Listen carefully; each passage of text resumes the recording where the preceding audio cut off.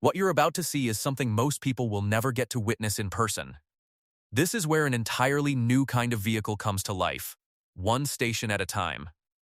Before we even touch the build floor, parts arrive here first sorted, staged, and kitted for the day. Every single component has a destination. Nothing moves randomly. Everything is planned before the shift starts. Depending on what's being built that day, panels get loaded in the early morning hours. By the time the assembly stations open, the right parts are already waiting right there. You can see cowls, brackets, housings, hundreds of unique parts, each one with a very specific job. It sounds overwhelming, but there's a logic to it. Every part belongs somewhere, and everyone here knows where. Now, from here, we move into the area where the real magic starts to happen. This is where every individual chassis begins its journey bare, skeletal, and full of potential. What you're looking at is a chassis that comes in from a supplier called Co-Stamp. The front and rear sections are cast pieces. The middle section is an extrusion strong, lightweight, precise. Some assembly is required on this end, but they're not starting from raw steel or doing any welding. The supplier handles the heavy fabrication. Aptera takes it from there and starts bolting the front section back on. This means the team here focuses their energy on assembly, refinement, and quality, not metalwork. That intentional decision keeps the process cleaner, faster, and more repeatable at every single stage. Now, with the chassis ready, it rounds the corner and enters the first real assembly stage. This stage is called surfboard. Or if it's further along, it gets promoted to something called skateboard. The names are internal shorthand, but what they describe is the rolling base of the vehicle taking shape. At the skateboard stage, you start to see actual suspension hardware shocks, brake lines, trailing arms, everything. These shocks are low-volume units for now slightly tunable, carefully selected for this phase of development.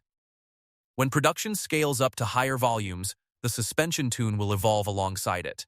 The team is still actively dialing it in, testing different settings, documenting what works and what doesn't. What's important here isn't just building. It's learning, capturing every detail about how each vehicle behaves. Every vehicle on this floor is being observed. Notes get taken on anything that feels slightly off. Something like a label installed backwards. A hole that needs to shift half an inch for better cable routing.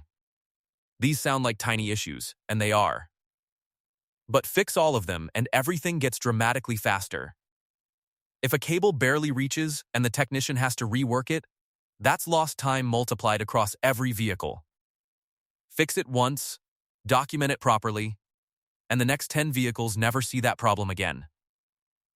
That's the entire philosophy here. Use this early batch to find every friction point and eliminate it permanently.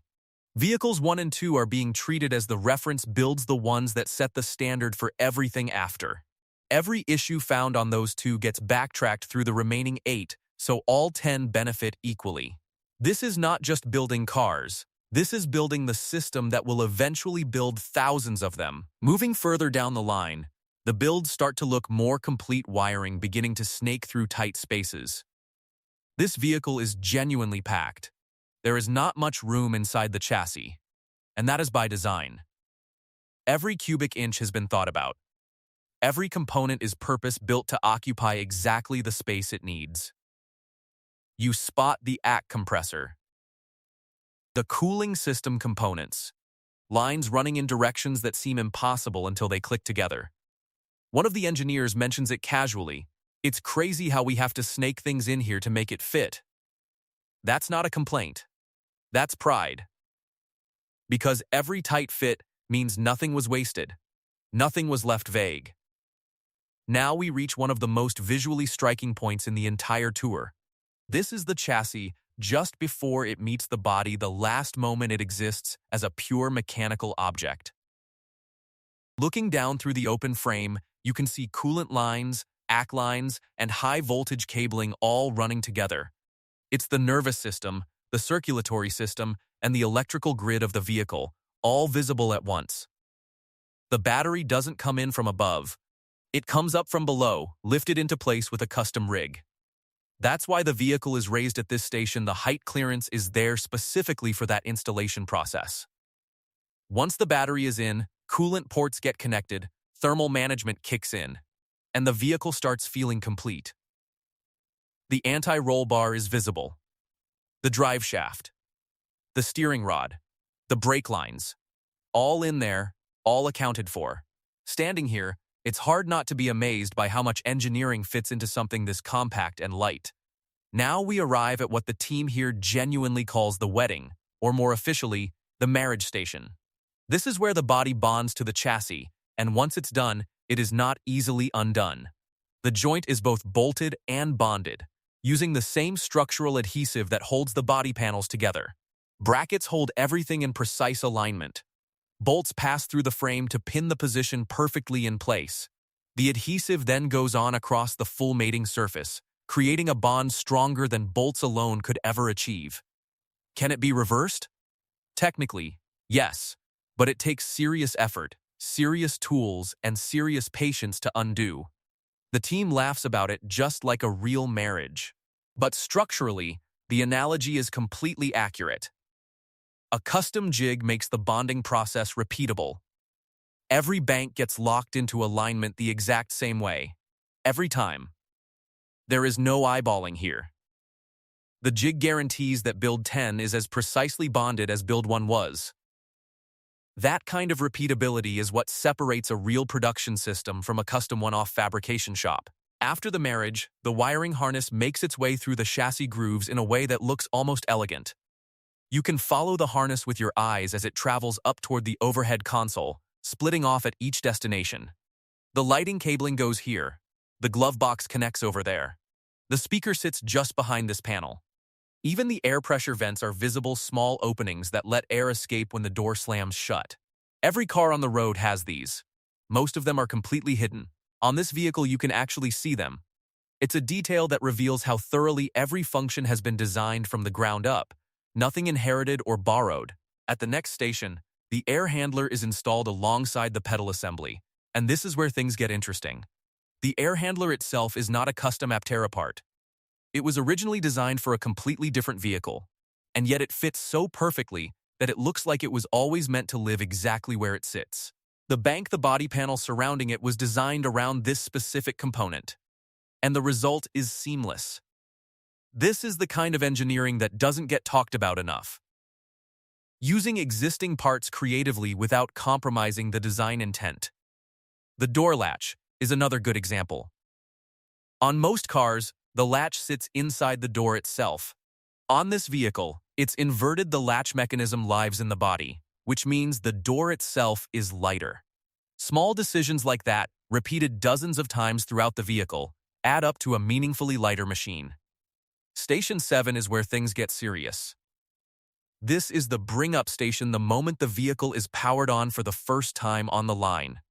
A laptop connects to the CAN bus through a series of dongles, and the team begins testing every system in real time. Turn signals, brake lights, coolant flow, voltage readings. Everything is checked live before the vehicle moves any further. The instrument panel visible here is no longer a placeholder.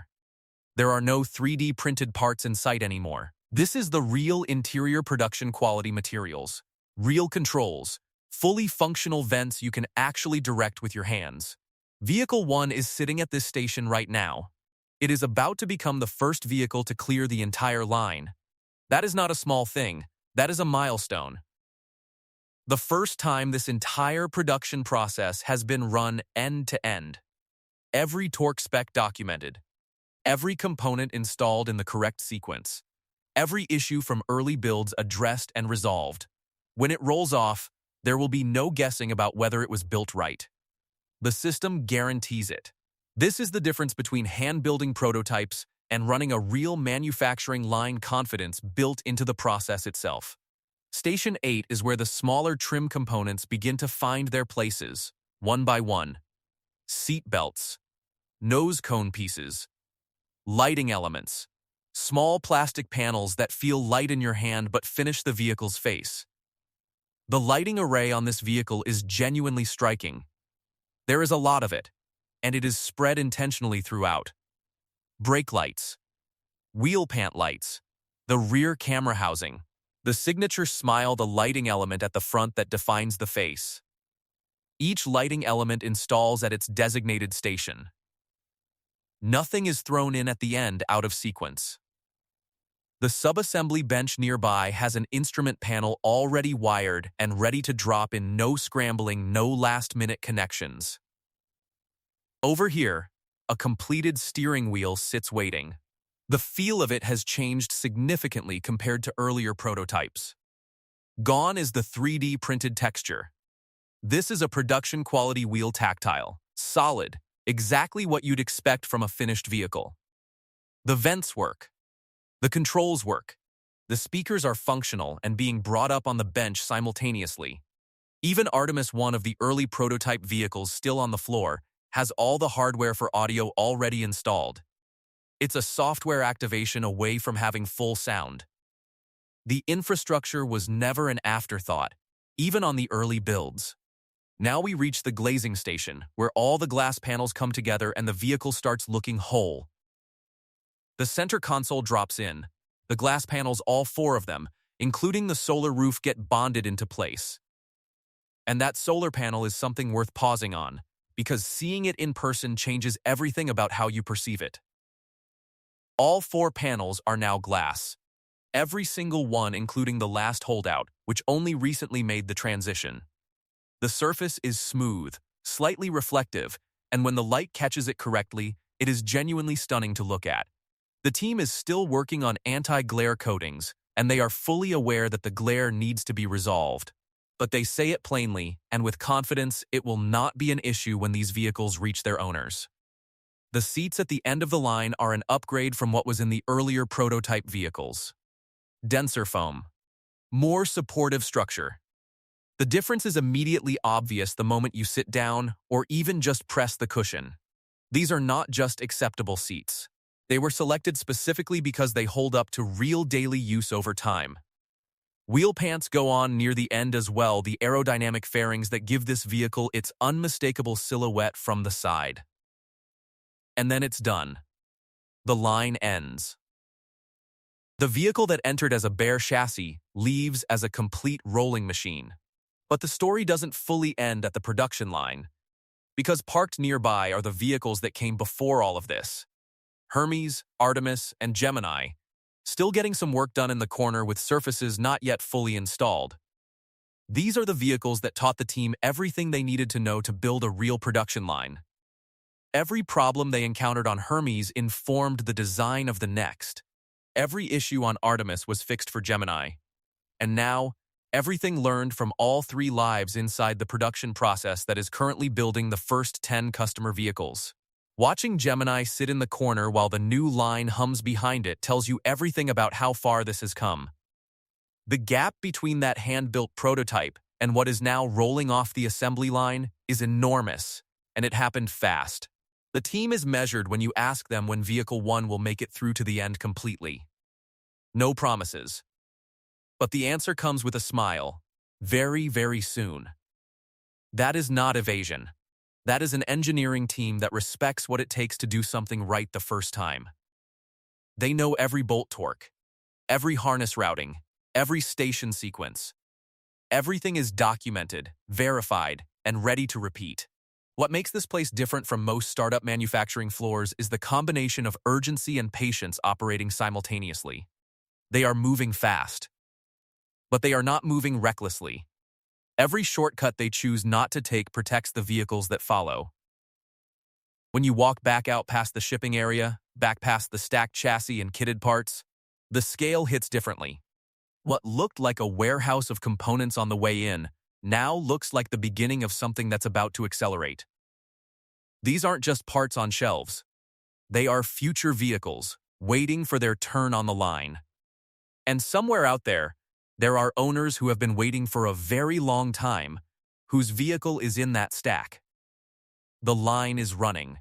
The process is working. The first vehicle is almost through.